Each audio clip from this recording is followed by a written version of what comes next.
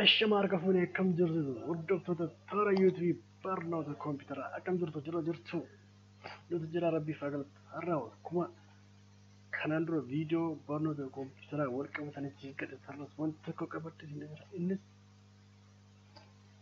kompiitarri keenya biizii ta'ee jaatanaa inni rakkisee raawwate isa kana daqiiqaa lama keessatti akkaataa saffisa kompiitara keenya daqiiqaa lama qofa keessatti saffisa sadacha sadii guddisnu wajjin ilaalachuudha.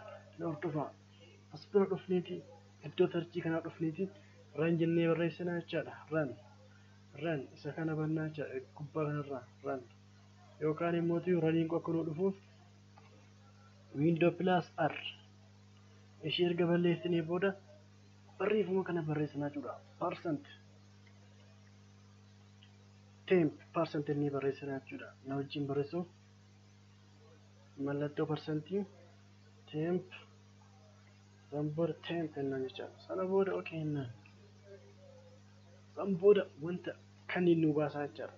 Faayilli kun faayila kompiitara keenya hin barbaachifne faayila kompiitara keenya biizii godhanidha.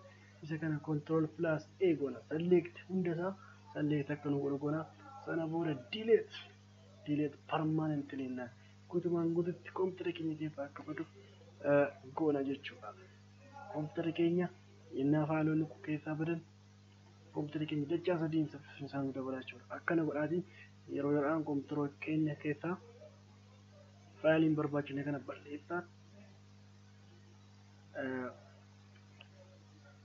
kompiitara keenya saffisa isaa dabaluu dandeenya jechaadha. Barree waan hordoftaniif kadhatuma viidiyoo kanaa fi kanneen kana fakkaatan akkasiin gadhiifnu nu jajjabeessaa. Toora YouTube keenya subscribe nu godhaa, like, share nu godhaa, jajjabeessaa siin jenna. Waan hordoftaniif kadhatuma akkuma argitan faayiliin barbaachifne badaara jechuudha. Gara GB 2 homaamati ammas keessatti kompiitara kun saffisni isaa dachaa sadiin guddata jechuudha. Waan hordoftaniif kadhatuma baay'ee siin jaalladha. Bye bye. Inni biraan argina nagaatti.